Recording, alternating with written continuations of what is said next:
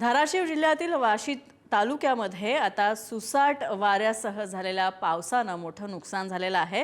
दसमने गाव या ठिकाणी सुद्धा जिल्हा परिषद प्राथमिक शाळेच्या सर्व वर्ग खोल्यांवरील पत्रे तब्बल 200 ते 300 मीटर पर्यंत दूर उडून गेले, तर शाळांचं याच्यामुळे जास्त नुकसान झालंय। शाळा परिसरातील अनेक मोठी झाडं सुद्धा वाऱ्यानं उन्मळून पडलेली आहेत, कोसळली आहेत, तर विद्यार्थ्यांच्या सुरक्षिततेचा प्रश्न निर्माण झालेला आहे। प्रशासनानं तातडीनं लक्ष द्यावं, नवीन शाळेची इमारत लवकरात लवकर उभी करावी असं गावचे सरपंच मागणी करतायत। गेल्या काही दिवसांपासून प्रचंड उष्णतेमुळे होरपळणाऱ्या गडचिरोलीकर नागरिकांना अखेर दिलासा मिळालाय। गडचिरोली शहरासह जिल्ह्यातील काही भागांमध्ये मुसळधार पावसानं दमदार हजेरी लावली आहे। या मान्सूनपूर्व पावसामुळे वातावरणात गारवा निर्माण झालेला आहे। नागरिकांनी याबद्दल समाधान व्यक्त केलंय, तर दुपारपासूनच गडचिरोली जिल्ह्यामध्ये अनेक भागांमध्ये वातावरणात बदल जाणवत होता। आकाशात ढगाची दाटी दिसत होती। उष्णतेचा प्रभाव काहीसा कमी झालेला आहे आणि त्यामुळे नागरिक सुद्धा सुखद वातावरणाचा आनंद घेत आहेत।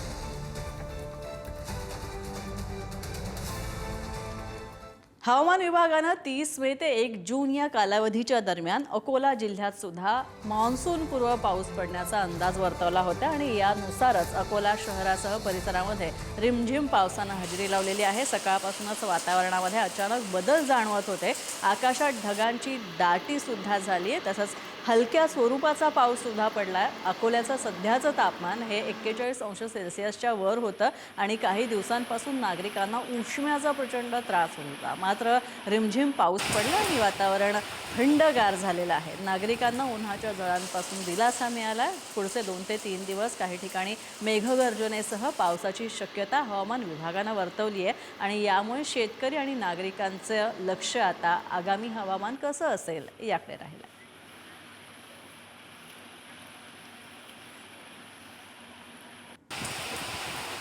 बुलढाणा जिल्ह्यातील नांदुरा तालुक्यात सुद्धा सकाळी वादळी वाऱ्यासह पाऊस झाला आणि यामुळे चांदूर बिस्वा ते जिगाव या मार्गावर मोठी झाडं उन्मळून रस्त्यावर पडली होती। यामुळे काही काळ वाहतूक सुद्धा ठप्प झाली, मात्र नंतर परिस्थिती नियंत्रणात आणण्यात यश आलं। यात जीवितहानी झाली नाही।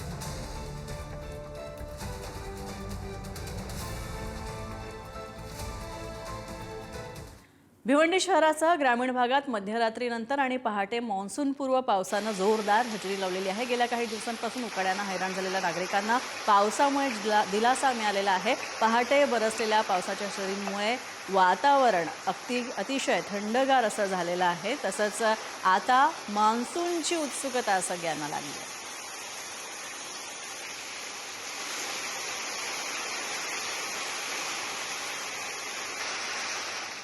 तर शहापूर तालुक्यात सुद्धा मान्सूनपूर्व पावसानं हजेरी लावलेली आहे आणि नागरिक यामुळे आनंदून गेले आहेत। तर सकाळपासूनच ढगाळ वातावरण निर्माण झालं होतं आणि त्यानंतर रिमझिम पावसाला सुरुवात झाली आणि अचानक आलेल्या या पावसामुळे नागरिक मात्र काहीसे सुखावलेले आहेत। तर लहान मुलांनी पावसात मनसोक्त भिजण्याचा आनंद घेतला।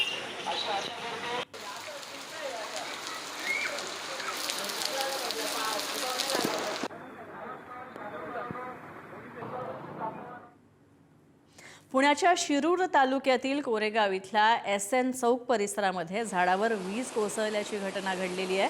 सुदैवानं जीवितहानी यात झाली नाहीये, तर कोणालाही जखमी किंवा दुखापत झालेली नाहीये। ही माहिती मिळताच वीज वितरण विभागाच्या कर्मचाऱ्यांनी घटनास्थळी धाव घेतली आणि झाडांच्या धोकादायक फांद्या हटवायला सुरुवात केली। हा परिसर सगळा सुरक्षित केला।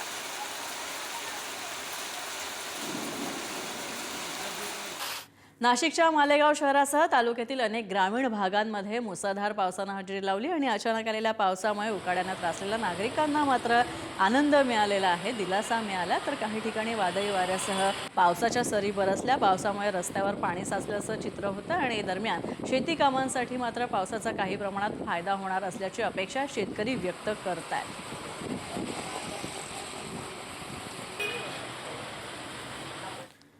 तर यवतमाळ आर्णी तालुक्यामध्ये सुद्धा वादळी पावसाचा तडाखा बसलेला आहे। अनेक गावांचा वीज पुरवठा या वादळी पावसामुळे खंडित झालाय। तर आर्णी तालुक्यामध्ये गारपीट सुद्धा झाली आहे, झाडं कोसळलेली आहेत। मान्सूनपूर्व पावसाची दमदार हजेरी इथे पाहायला मिळते।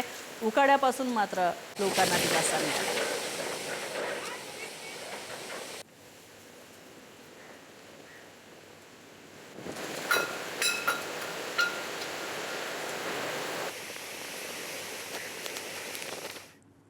अमरावती जिल्ह्यातील 12 गावांचा मान्सूनपूर्व पावसाचा मोठा फटका या गावांना बसलेला आहे आणि पावसासह आलेल्या वादळामुळे तब्बल 96 घरांची पडझड झालेली आहे। या नैसर्गिक आपत्तीमुळे 25 हेक्टरवरील पिकांचं सुद्धा नुकसान झाल्याचा अंदाज वर्तवण्यात येतोय। शेतकरी यामुळे संकटात सापडले।